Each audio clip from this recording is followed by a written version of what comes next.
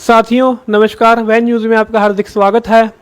हम आज आपको एक ऐसे चेहरे से रूबरू कराने जा रहे हैं जिनको जनता उनके काम से जानती है। ये हैं लाड़वे हलके से एमएलए मेवा सिंह जी। नमस्कार सर। नमस्कार, धन्यवाद जितेंद्र सिंह जी। सर, आजकल बिजली के लंबे लंबे कट लगते हैं, उसके बारे में आप क्या कहना चाहोगे? जैसे कि बार बार बिजली जाती है आती है, इसकी वजह से जनता को बहुत ही समस्याओं का सामना करना पड़ता है। देखिए, पिछले 1.5-2 महीने से जब से गर्मी शुरू हुई है, हरियाणा प्रदेश की जनता, चाहे वो शहर हैं चाहे वो देहात हैं, बिजली से पूरी तरह से परेशान है।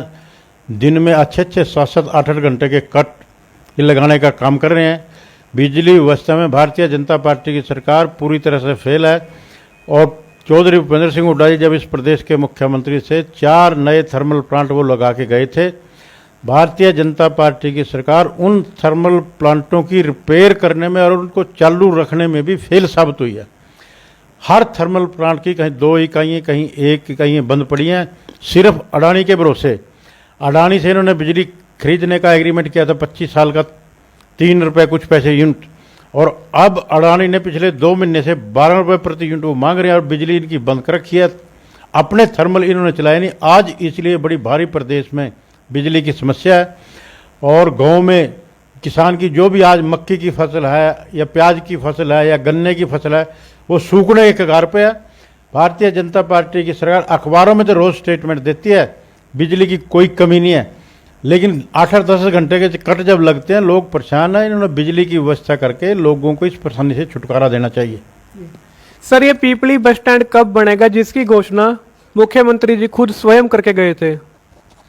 देखिए, पीपली बस स्टैंड के बारे में हर सेशन में मैं आवाज़ उठाता हूँ, और पिछले सेशन में भी मैंने मुख्यमंत्री जी से पूछा था कि जिस काम की घोषणा आपने 7 साल पहले की थी, पीपली में एक आधुनिक बस स्टैंड बनेगा, और मुख्यमंत्री मनोहर लाल खट्टर जी खुद 2 बार वहाँ पर साइड पे आके गए, लेकिन आज तक उस बस स्टैंड का काम शुरू नहीं हुआ। और अगर ये उन्होंने वादा किया था भी इसको जल्दी शुरू करेंगे, अगर अब भी उन्होंने शुरू नहीं किया तो अगले विधानसभा के सेशन में फिर मैं ये आवाज़ उठाने का काम करूँगा जी। और सर, कुरुक्षेत्र से लेकर यमुनानगर तक 4 लाइन सड़क कब बनेगी, क्योंकि इसको एक लंबा अरसा बीत गया? देखिए, भारतीय जनता पार्टी की सरकार, चाहे वो सड़कों का मसला है, चाहे वो स्कूलों का मसला है, स्कूलों में इनके मास्टर नहीं, अस्पतालों में इनके डॉक्टर नहीं, पैरामेडिक स्टाफ नहीं, सरकारी दफ्तरों में इनके कोई अधिकारी नहीं, कर्मचारी नहीं, हर फील्ड में बुरी तरह से फेल साबित हुई है।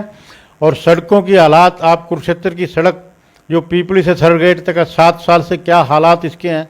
हर रोज़ कोई ना कोई जान एक्सीडेंट यहाँ पर होता है, कोई ना कोई नौजवान बच्चा कोई ना कोई यहाँ पर अपनी जान दे रहा है। 30 के करीब इंसान यहाँ पर अपनी जान दे चुके हैं। और इसी तरह से पीपली से यमुनानगर की जो 4 लाइन की बात थी, वो भी पिछले विधानसभा के सेशन में मैंने उठाई थी। और ये सड़क बहुत ज़रूरी है, क्योंकि कई अनाज मंडियाँ सड़क पे पड़ती हैं, कई शुगर मिल सड़क पे पड़ते हैं, और जितने भी माइनिंग यमुनानगर से रेत बजरी पत्थर की निकलती है, वो सारी हरदौर वाया लाडवो के प्रदेश में जाती है। और लाडवो में तो सारा दिन जाम की स्थिति बनी रहती है। तो ये सड़क 4 लाइनिंग होनी भी और लाडवे का बाईपास भी बहुत ज़रूरी है। मैं पिछले सेशन में मैंने इसको उठाया था, और मुख्यमंत्री ने एक वायदा किया था भी इस सड़क को हमने पंजाब बॉर्डर से पेवा से लेकर यमुनानगर तक इसको नेशनल हाईवे में दे दिया है। और मुझे उम्मीद है अगर ये नेशनल हाईवे में चलेगी तो जल्दी इन बाईपासों का भी और ये सड़क भी 4 लाइन करवाने का हम काम करेंगे। जो ये टूटी सड़कें पड़ी हैं, इसमें हर रोज ये हजारों नौजवानों का एक्सीडेंट होता है, कुछों की जान जाती है, और इसका जिम्मेवार कौन है और कौन होगा?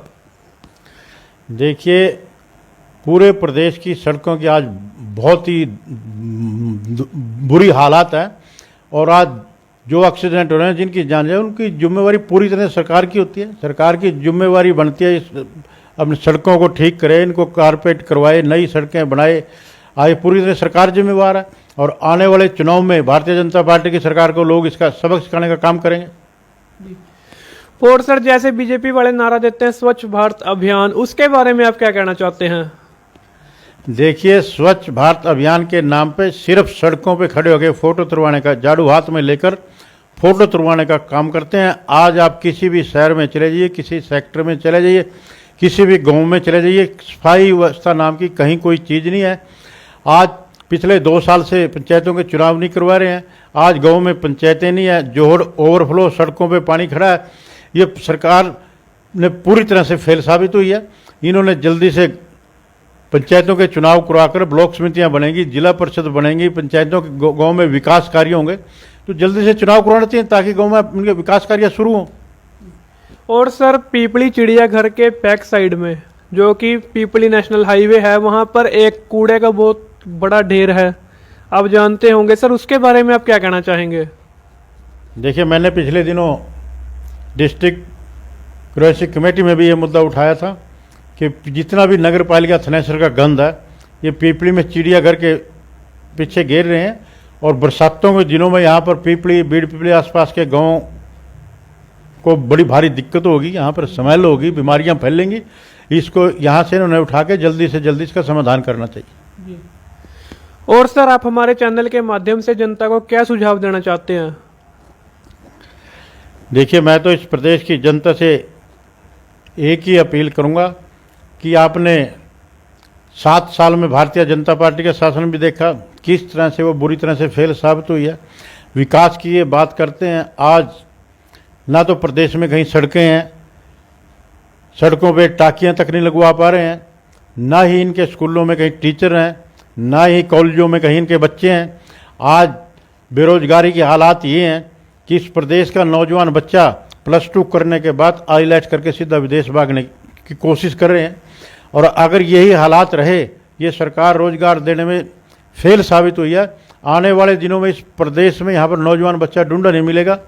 दूसरी तरफ अस्पतालों में इनके डॉक्टर नहीं, पैरामेट्रिक स्टाफ नहीं, सरकारी कार्यालय में इनके कहीं अधिकारी नहीं, कहीं कर्मचारी नहीं, हर वर्ग परेशान है। आने वाले चुनाव में इनको इस प्रदेश की जनता सबक सिखाने का काम करेगी। सर जो आजकल युवा पीढ़ी बेरोजगार है उसके बारे में, और सर जो उनसे वो लड़ाई झगड़ों में लीन रहते हैं, नशाबाजी बहुत ज़्यादा होगी और नशे में धूत रहते हैं, उसके बारे में आप क्या कहना चाहते हैं? इस प्रदेश ने इस नौजवानों को नशे में धकेलने का काम किया।